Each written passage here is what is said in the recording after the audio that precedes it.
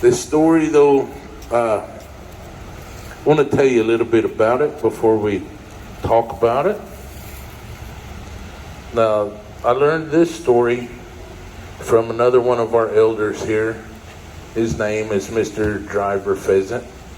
He's also one of the best storytellers I've ever heard as well. And if you ever get the chance to go and hear this man speak, I urge you to do so. It'll be well worth your time, let's put it that way. So this is where I heard this story from, was from him, from Mr. Driver Pheasant. But now, kids in the audience, I want all of you guys to pay really close attention to this story.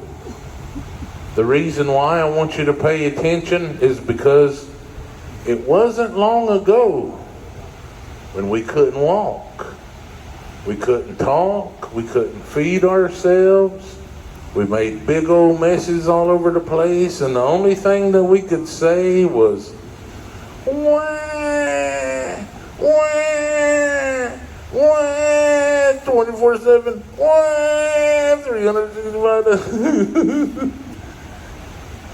But our mom and dad, they took care of us because they love us. And they took care of us to the best of their ability.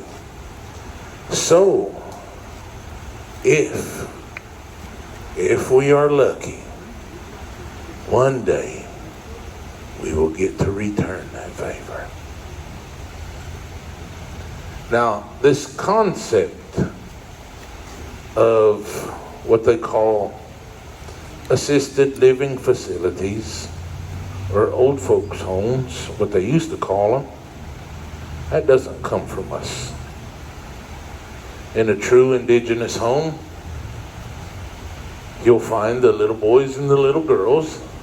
You'll also find mom and dad, and grandma and grandpa will be living there as well. And if you're really lucky, great-grandma and great-grandpa will be living there also.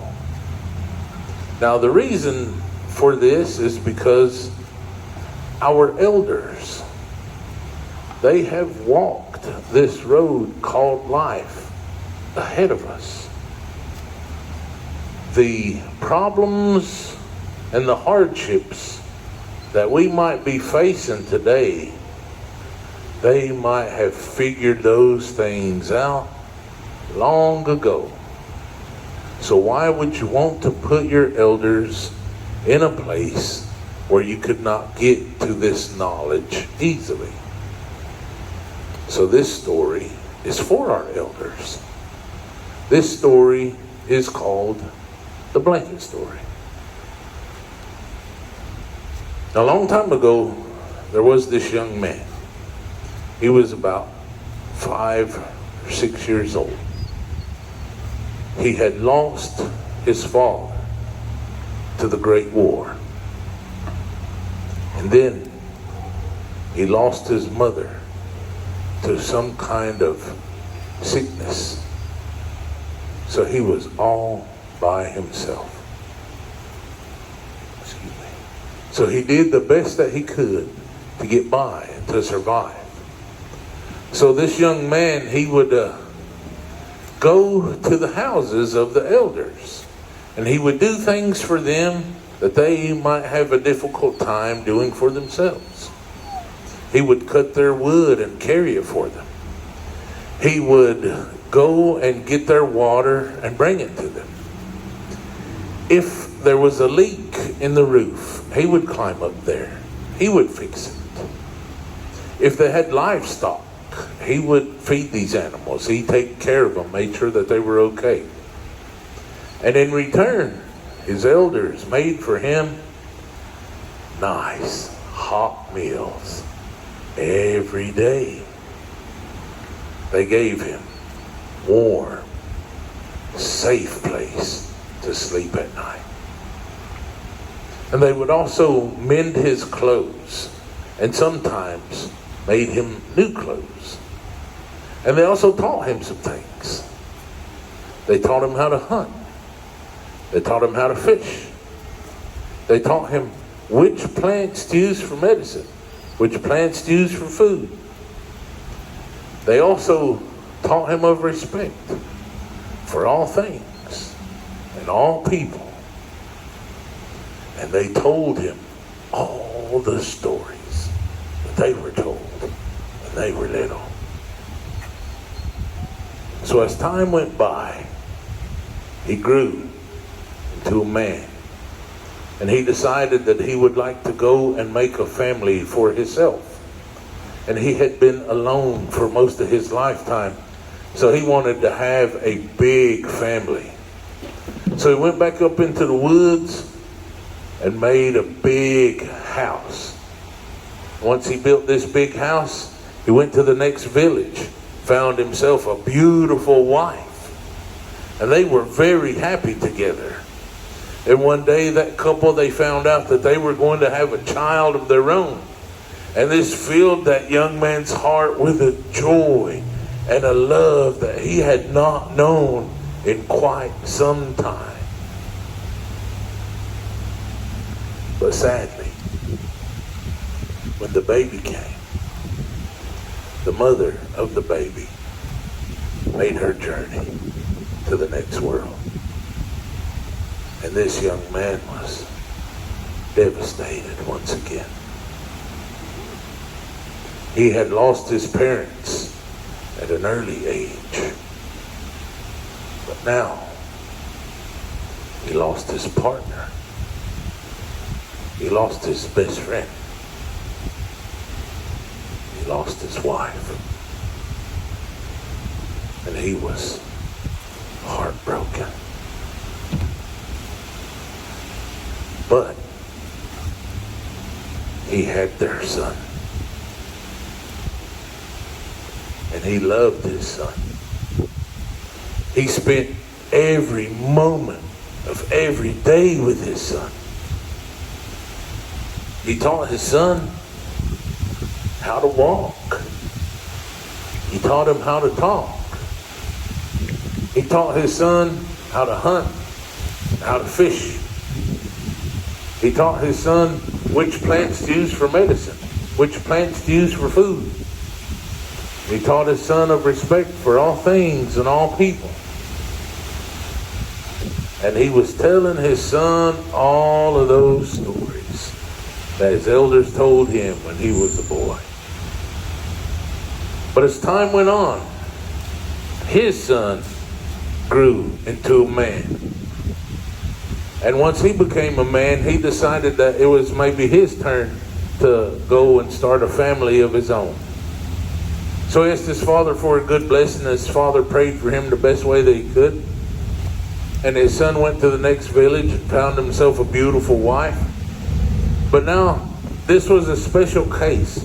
So instead of them going and building a home for themselves, they decided to live with his father because he had built such a big house. There was plenty of room, and that way his father would not be alone. So this worked out wonderful. Now the young man, he would hunt. He made sure they had enough to eat. If there were any dangers, he took care of those dangers. The young woman, she took care of the house. She took care of the garden and took care of all the things around the house. So when that young couple had a child of their own, Grandpa got to spend all of his time with his grandson. And he loved his grandson. He taught his grandson how to walk. He taught his grandson how to talk. He was teaching his grandson how to hunt and how to fish. He was teaching his grandson which plants to use for medicine, which plants to use for food. And he was teaching his grandson of respect for all things and all people. And he was telling his grandson all those stories that his elders told him when he was a boy. But as time goes on, if we are lucky, We will all live to see such days. Grandpa's hands would no longer let him hold things the way that he used to. Grandpa's legs no longer allowed him to run and jump the way that he used to. And certain abilities started to slip from Grandpa's grasp. So the responsibility of helping take care of Grandpa fell upon his daughter-in-law, because she took care of things around the house. And now Grandpa couldn't go too far from the house anymore. And she took care of this responsibility for a little while. But one day, this burden became too great for her to bear. So she called her husband to the back of the house. And she told him, I married you. I did not marry your father. I wish to take care of you and our son. I no longer wish to take care of your father. And this caught him by surprise. He says, or she told him, you must tell your father to leave. And this caught him by surprise. He said, I can't do this to my father. This is my father's house. My father has taught me everything that I know. He taught me how to take care of myself. More importantly, he taught me how to take care of you. I love my father. I cannot do this. So she told him, well, if you do not, I will take our son. We will leave. And you will never see us again. So this weighed heavy upon his heart. So he went to think about these things. I love my father, but I love my son. I have spent my entire lifetime with my father, but I have a long way to go with my son. My father has taught me everything that I know, but I have so much to teach my son. I love my father, but I love my son. My father will understand. So he went back to his wife and he told her, okay, my father must go, but I cannot bring myself to tell him. You will have to tell him. The funny thing was, she couldn't tell him either. So she called her son to the back of the house and she handed her son a blanket and she told him, take this blanket, grab your grandpa by the hand and walk with him as far south as you can go. And when you get there, give him this blanket and you come back home. Don't worry, your grandpa will know what to do. And then the little boy looked up at his mom puzzled and said, when will my grandpa be coming back? And she told him, he's not coming back.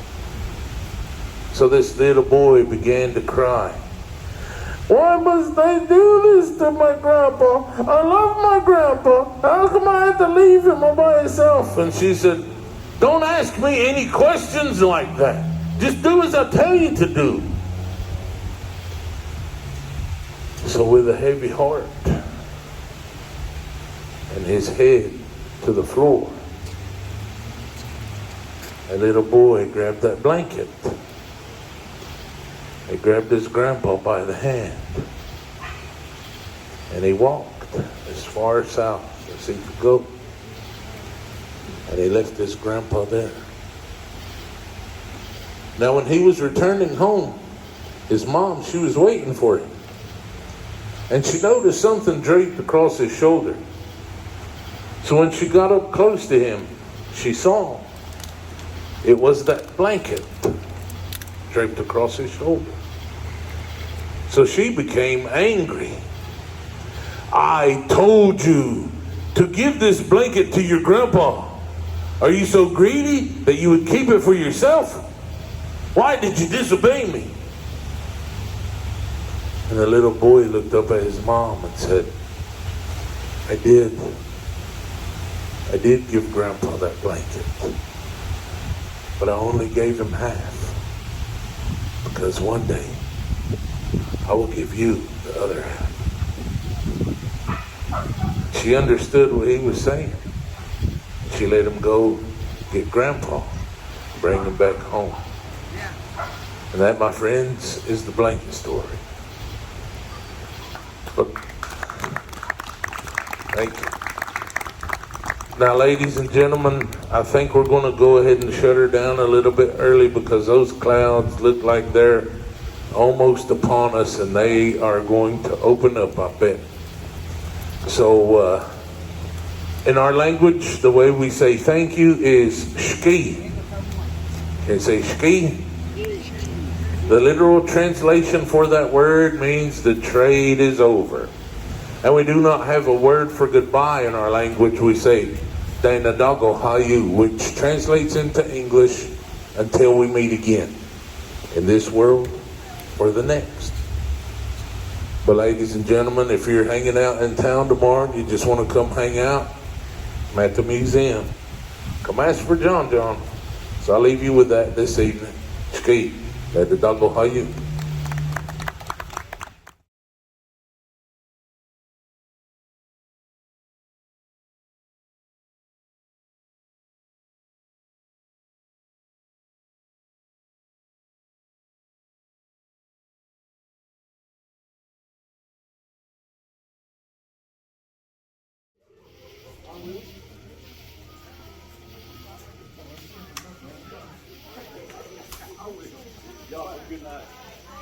Thank you.